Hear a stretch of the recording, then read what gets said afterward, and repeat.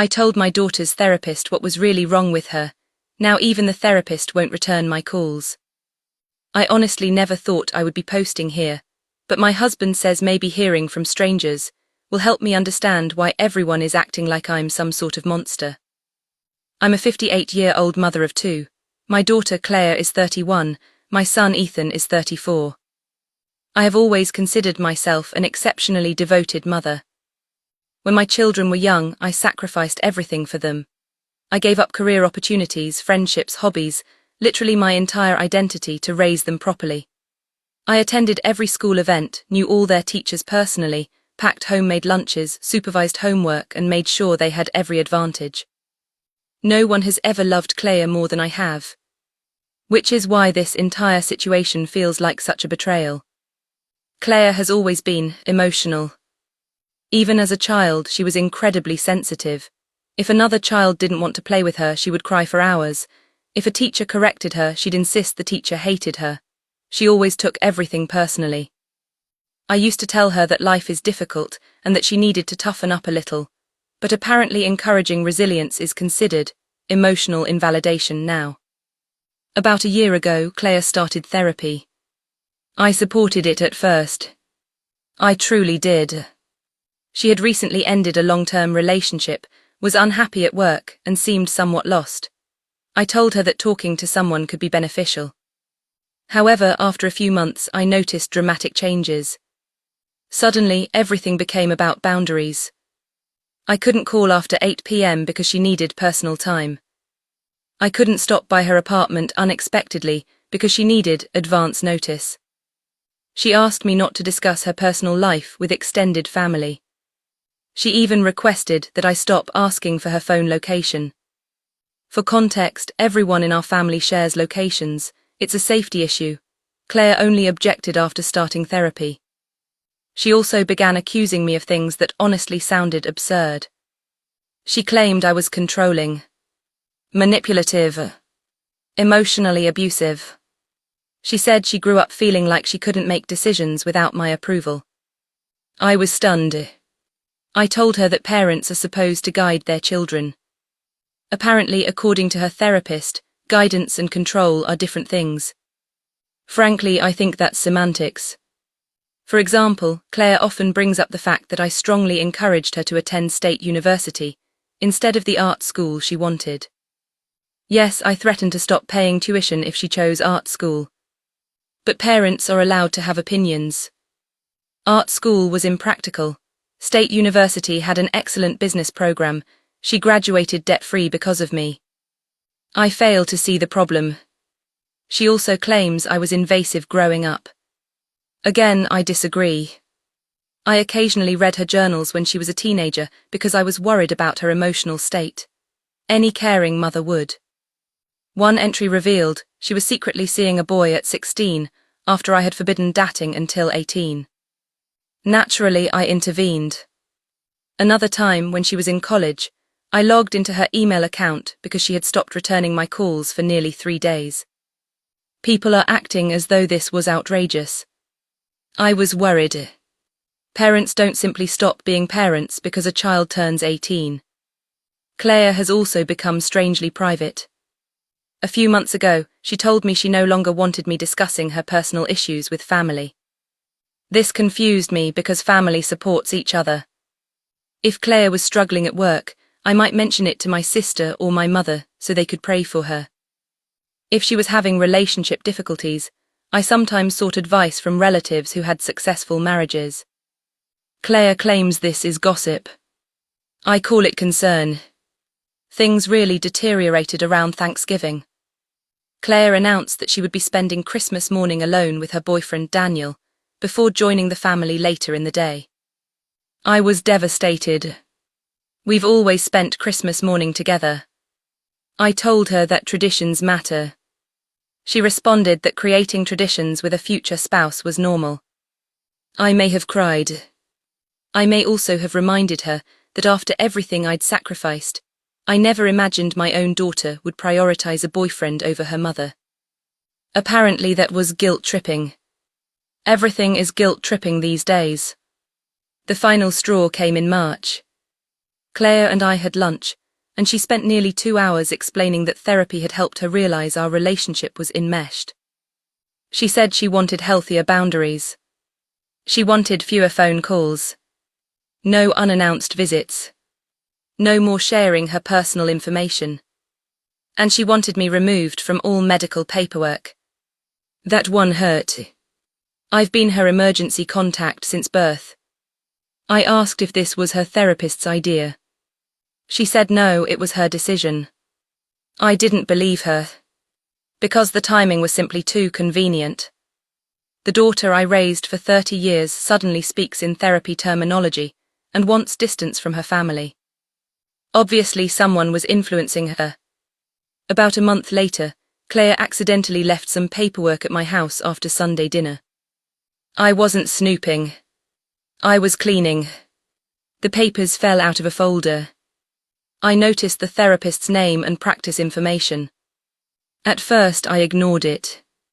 But the more I thought about it, the more concerned I became. Therapists only know what clients tell them. And Claire has always had a tendency to exaggerate conflict. When she was 14, she once told a guidance counselor that I never listened to her simply because I wouldn't let her attend an overnight concert. So I began worrying that the therapist had received a very distorted picture of our family. I genuinely believed I could help. I called the office. The receptionist explained that they could not confirm whether Claire was a patient. I said I understood but that I was Claire's mother and had important information relevant to treatment. I left a voicemail. It was approximately 12 minutes long. I explained that Claire had always been extremely sensitive and prone to seeing herself as a victim. I shared examples from childhood. I mentioned that she often rewrote history during conflicts.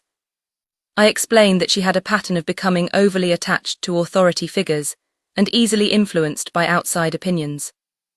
I also mentioned that she had struggled socially in middle school because she tended to interpret neutral interactions as rejection. I thought this context might help. No one called back. A week later, I called again. This time I left another message emphasizing that I wasn't trying to interfere, merely provide a more balanced perspective. Again, no response. I became increasingly worried. What if the therapist truly believed I was abusive? I decided to send an email.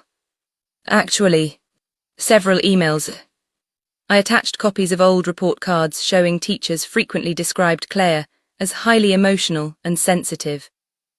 I also included scans from childhood journals that demonstrated her tendency toward dramatic thinking. Before anyone criticizes me, I had saved those journals because mothers save keepsakes. I wasn't invading privacy. I already had them. I also sent family photographs to demonstrate how loving and involved we were. I thought visual evidence would be useful. Still nothing. At that point, I started calling the office weekly. Then twice weekly. Eventually, I specifically requested a brief consultation because I believed the therapist had an ethical responsibility to hear from immediate family. After all, I raised Claire. Who would know her better? Apparently no one agreed.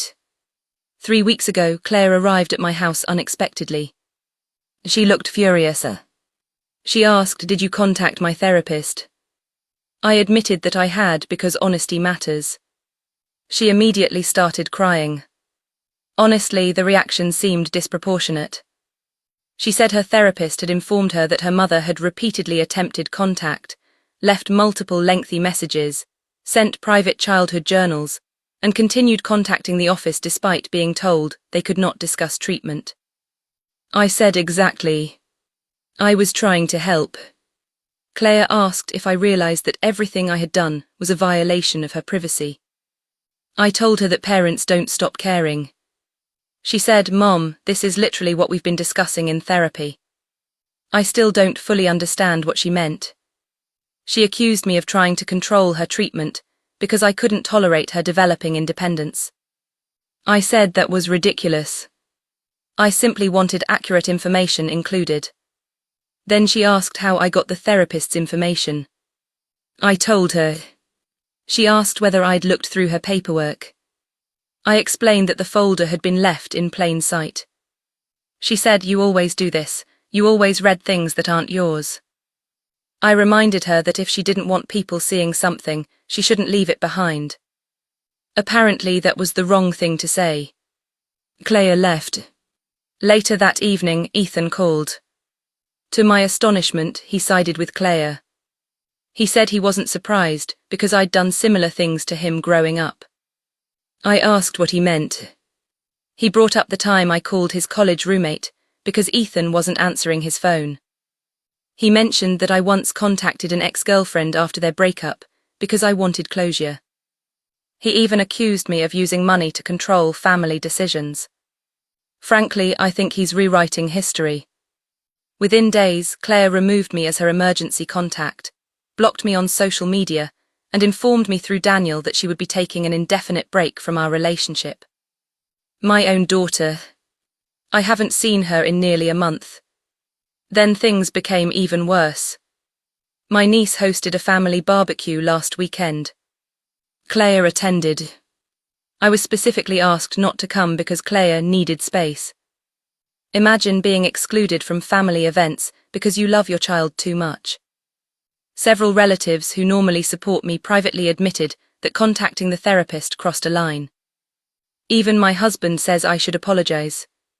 What exactly am I apologizing for? Caring. Trying to ensure a mental health professional had complete and accurate information. The therapist's office has now stopped responding entirely. My calls go straight to voicemail. My emails receive automated responses. Personally, I think this proves the therapist has been manipulated by Claire's version of events and doesn't want to hear anything contradictory. But everyone else insists I massively violated boundaries and attempted to sabotage my daughter's therapy. I genuinely believed I was helping. AITA for trying to make sure my daughter's therapist knew the truth about her.